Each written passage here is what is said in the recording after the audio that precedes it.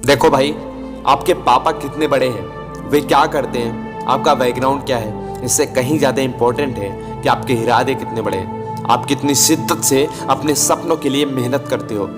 आप जिद्दी हो, इससे कहीं ज़्यादा इम्पोर्टेंट है कि आप किस हद तक जिद्दी हो। है कौन बिगना ऐसा जग में, टिक सके आदमी के मग में। दोस्तों, यदि आपका भी कोई ड्रीम है और आप उसे हर हाल में पूरा करना चाहते हो तो उसके लिए जिद्दी बनना पड़ेगा। जिद का अर्थ मैं वो बचपन वाली जिद की बात नहीं कर रहा हूँ जहाँ बच्चे जिद करते हैं खेल खिलौनों की और फिर खिलौने पाकर शांत होकर बैठ जाते हैं। मैं उस जिद की बात कर रहा हूँ जो हम सबके जीवन में एक मकसद की तरह होता है। जैसे कि एक क्रिकेट खेलने वाले का मकसद होता है कि अंतर्राष्ट्रीय स्तर पर अपने देश के लिए सर्वश्रेष्ठ प्रदर्शन करना। एक एक्टर का मकसद होता है कि पूरी दुनिया में अपनी एक्टिंग का लोहा मनवाना। जिद का अर्थ अपनी इच्छा शक्ति को समेटकर अपनी योग्यता शक्ति एवं काबिलियत से भी बढ़कर मेहनत करके अपने लक्ष्य को प्राप्त करना। दोस्तों, किसी भी बड़े लक्ष्य को प्राप्त करने के लिए सबसे पहले खुद से ही एक संकल्प करो, और यदि आपका संकल्प आपकी जिद से भी 2 कदम आगे है ना, तो आपके अटूट संकल्प और अदम्य साहस इतनी बड़ी होगी कि लोग सोचकर भी हैरान हो जाएंगे। लोग विश्वास ही नहीं कर पाएंगे कि ये बंदा अकेले इतनी मेहनत कैसे कर सकता है। आज की ये वीडियो एक ऐसे ही जिद्दी इंसान के बारे में है जिसने अपनी जिद के आगे खुद की किस्मत को ही बदल के रख दिया। दोस्तों, कहते हैं कि ना, लाइफ बदलने के लिए कोई एक इंसिडेंट ही काफी होता है, और एक ऐसे ही इंसिडेंट इस बंदे के साथ हुआ। ये बंदा कोई बड़ी फैमिली से बिलोंग नहीं करता है। इसके पापा एक बस ड्राइवर थे और माँ एक हाउसवाइफ। एक दिन कुछ ऐसे ही फेस्टिवल के चलते उसके स्कूल में एक प्ले होने वाला था। इस बंदे ने भी उसमें पार्टिसिपेट किया। ये बंदा उसमें एक साइड रोल प्ले करने वाला था, पर जब वो प्ले हुआ तो उसका रोल मेन कैरेक्टर से भी ज्यादा पसंद आ गया। उन तालियों ने इस बंदे को इतना मोटिवेट कर दिया, इस बंदे ने स्टेज पर ही डिसाइड कर लिया कि भाई अब तो मैं एक्टर ही बनूंगा। उस एक प्ले की वजह से ये बंदा अपने स्कूल में इतना फेमस हो गया कि सारे टीचर उसे हीरो हीरो कहकर बुलाने लगे। पर कहते हैं ना कि कामयाबी मिलना इतना आसान नहीं होता, इसके रास्ते हमेशा डाउनफॉल होते ही।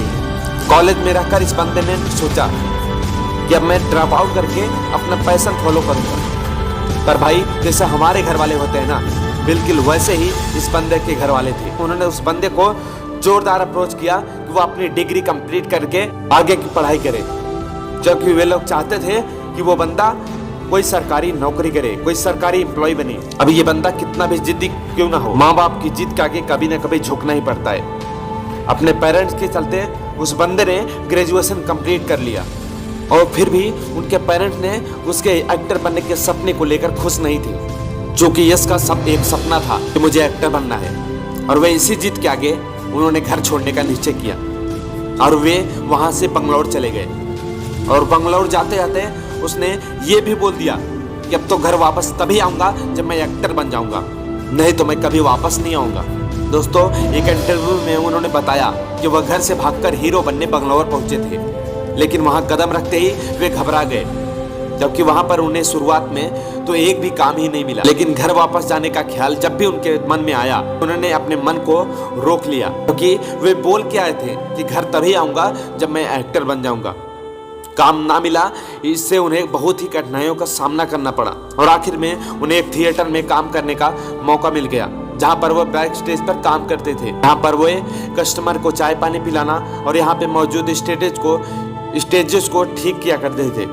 जहाँ दोस्तों, मैं आज के सुपरस्टार यश कुमार की यानी कि रॉकी भाई की बात कर रहा हूँ। कई बार होता है ना, हम जो चाहते हैं लाइफ में वहां तक पहुंचने के लिए हम सर से लेकर एड़ी तक जोर लगाते हैं, और वहां भी अगर किस्मत ने सब कुछ साथ दिया, सब कुछ बराबर हुआ, तो ही कामयाबी मिलती है, वरना उठकर वापस से फिर से शुरुआत करनी होती है। जिसके साथ भी कुछ ऐसा ही हो रहा था। कई बार पैसे ना होने की वजह से बस स्टॉप पर ही सोना पड़ा, क्योंकि पापा से प्रॉमिस किया था कि किसी भी रिलेटिव्स के घर पर नहीं जाऊंगा।